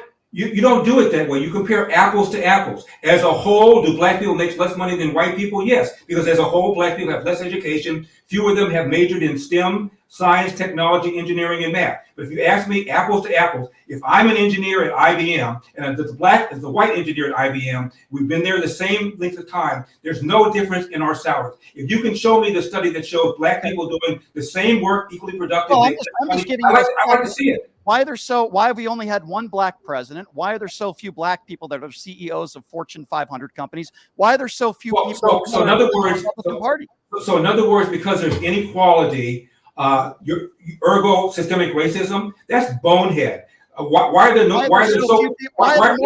so few white people in the NBA? Why are there so few white people in the NFL? Well, that's not racism. That might be because black people as a whole might be better athletes than white people. So therefore, your assertion that there are not as many black CEOs is one can explain that. I'm asking you why. I'm asking you why. Why is it that there are so few? No, I'm sorry. You're the one who claims systemic racism. Now you're asking me why. Sure, your job is to prove what you just now said, and you can't do it. Prove to me that the number of black CEOs not being the number that you wanted to be is because of systemic racism. Well, somebody in your party, Mr. Scott, said that he's been pulled over because of the color of his skin. Have you heard stories of people pulled over because they're white? Have you heard anybody say I was pulled over because I'm white? I've heard a lot of people say they got pulled over because of the color of my hair. I have long hair. I have tattoos. Do you know anybody from the 60s and from the 70s who's white who's been pulled over because cops happen not to like how they're dressed? Are you under a rock somewhere, Brian? No, I'm not. Are you under a rock? I think you're under a rock. Tim Scott said it himself that he was pulled over because of the color of his skin. You want me to respond to what Tim Scott said? Sure, please do. During 2013, under Barack Obama, there was a study done by the National Institutes of Justice, which is the research arm of the DOJ, called Race and Traffic Stops. I urge you to take a look at it. and it is true that blacks are disproportionately pulled over compared to whites. It's Isn't also that systemic racism? May I finish what I'm going to say? Sure. Brian? Sure, go right ahead. It's also true that blacks commit more traffic offenses. If the driver is a speeder, the likelihood is that a black person is more likely to speed than a white person. The study also found that blacks were more likely not to have the required license plate, not likely to have a car seat in the back, not likely to have a safety belt on. Black people were committing traffic offenses at a greater percentage than white people, which accounts for why they were pulled over. According to the NIJ study, race and traffic stop, that came out under Barack Obama. Go and read it. Let me ask you a very basic question. And so you still haven't answered my question. Give me the systemic racism. And you're talking about inequality, and sure. Inequality and systemic racism are two very different things. If Ahmaud Arbery was white, he would not have been lynched. There are. Say again? I'm sorry? Say again? If Ahmaud Arbery was white, he would still be alive today. If George Floyd was white, he would still be alive today. Okay, all right. Let me just take one of let's take one of them, because the George Floyd one is huge. Sure. There were 4 months worth of protests, as you know, in the streets of America, starting in May of 2020. 35 people killed, 2,000 police officers injured, $2 billion worth of damage. No reasonable person would condone that behavior. Okay, good. The George Floyd trial was on television. I'm sure you watched part of it. Yes, absolutely. The opening statement was made by the lead prosecutor, who was a black man. And in his opening statement, and I'm a trial lawyer, the most important part of a trial is the opening statement. The second most part of a trial is the closing statement. In the opening statement, he took pains to say that the police in general were not on trial, that the Minneapolis Police Department was not on trial. This individual named Derek Chauvin was on trial, and he never argued that what Derek Chauvin did had anything to do with George Floyd's race. In fact, Derek Chauvin was never charged with a hate crime. So here you have the lead prosecutor never making an argument that what Derek Chauvin did or didn't do had anything whatever to do with George Floyd's race. Let me finish. That you had 4 months worth of protests on the bogus assumption that George Floyd was mistreated because of his race. He was clearly mistreated, but there's zero evidence that the mistreatment had anything to do with his race. And people like you pushing the notion that what happened to George Floyd was because of his race are the very people who are making this country worse, and the very people that were inciting the people in the streets of American cities all over the place that caused $2 billion worth of damage, including damaging black businesses and hurting black neighborhoods and property values for years. Mr. Elder, out of the tens of millions of people that were protesting, there were a percentage of people that committed violent crimes and acts which no reasonable person would condone. Not the point. That's not the point I'm making. The point I'm making is the protest had to do with the assumption that what happened to George Floyd had to do with his race. When the lead prosecutor, when the lead prosecutor, who was a black man, never said anything even remotely like that, and never even argued that what happened to George Floyd happened because of his race, and Derek Chauvin was never charged with a hate crime. Okay, yes, but just because he wasn't charged with a hate crime doesn't necessarily mean that race wasn't a factor at all. So I want to ask you a question. No, I'm sorry. Where in the trial did it say race was a factor? That was not on the charges that were filed. No. It's in your head, Brian, because that's how you see the world. Well, let me tell you the damage that this mindset does. There's a website called policemag.com. And people who are self-described as very liberal were asked, how many unarmed black men did the police kill in 2019? Let me ask you, how many unarmed black men do you believe the police killed in 2019? Just because unarmed black men are not killed at the rate that some people like you to believe doesn't. Do you want to answer my question? How many unarmed black men did the police kill in 2019, Brian? 11 or 12. I don't know the exact number. Okay. The self-described very liberal people thought the police killed 1,000 unarmed black men. I didn't say that. Now I know you didn't. I'm telling you what self-described very liberal people assume. And the answer, Brian, is 12. The answer is 12. Right. So that's the gap between what people think is going on versus what is really going on because of this notion that America remains systemically racist. It's a false notion, and it's making the country worse. Just like you don't speak for all Republicans, I don't speak for liberals. And what I'm asking you is if George Floyd was white, you believe the same exact thing would have happened? I have no idea. I know this. Right, we'll agree to disagree. Let me finish. I know this. There was no evidence that what Derek Chauvin did had to do with George Floyd's race. For example, we had this incident on the subway in New York recently. That retired Marine Daniel Penny choked to death Jordan Neely, right? Protests all over the place because of the assumption that what Daniel Penny did had to do with Jordan Neely's race. What's your evidence of that? Are you telling me that if Jordan Neely had been white and had been making menacing comments, Daniel Penny would have said, well, "Okay, well, that's a white guy. I think I'll just sit here and just." First of all, I didn't make that claim, but what I will say is he was a vigilante, and he shouldn't have chokeholded him. Call it what you want. The question is whether or not he was motivated because of Jordan Neely's race. Zero evidence that this Marine would have sat in his hands. I'm not talking about that case. I'm talking about the George Floyd case, and you're saying you don't think race was a factor at all. I'm talking about how people assume things falsely because of this bogus narrative that America remains systemically racist. It happened with George Floyd. It happened with Jordan Neely and Daniel Penny. Many people are assuming that what Daniel Penny did had to do with Jordan Neely's race when there's zero evidence at all. Well, Penny isn't a convicted murderer, and Derek Chauvin is. And I would also say Ahmaud Arbery is another perfect example. If Ahmaud Arbery was jogging in that town white, he would not have been lynched. And I'm sure you're right. Nobody says there aren't racists in America. Let me give you another example. 3 weeks before what happened on the New York subway in Tulsa, Oklahoma, a homeless black man walks up to a white guy, shoots him in the back of the head, kills him. Goes to another part of the city, walks up to that white guy, shoots him in the back of the head and kills him. And later on, the black homeless guy admits he did it because both these guys were white. And that's a hate crime. I assure you that this is the first time you've ever heard of this, Brian. And that's because the media doesn't give a rip when it doesn't fit their narrative. In fact, the police kill more unarmed white people every year than they kill unarmed blacks. You probably can't even name an unarmed white person who's been killed because the media doesn't care, giving the country the false impression that this happens all the time when it does not. It is rare for the police to kill anybody, let alone an unarmed black person, let alone a non-menacing unarmed black person. We had an unarmed. Michael Brown was unarmed. Michael Brown was unarmed, but his DNA was on the officer's gun. I have always spoken out against Ferguson, and that was a false narrative. And I also do talk about unarmed white people that are shot and killed. We had somebody at a Costco here years back. I still talk about that case. We're running out of time, but I will say this, Mr. Elder. The police kill more unarmed white people than they kill unarmed blacks every year. They kill more white people than they kill more black people every year. But in closing, you've not given me any proof that America remains systemically racist. Okay, well, you talk about inequalities, which is not the same thing. Just because you're killed or not killed doesn't mean that you're not the victim of police brutality or the victim of systemic racism. That's just one stat of many stats. Being pulled over because you're black, being the victim or being harassed because I already dealt with the facts about being pulled over, and you're wrong. You can't come up with a single study to assert that black people are not paid the same as white people are for the very same work.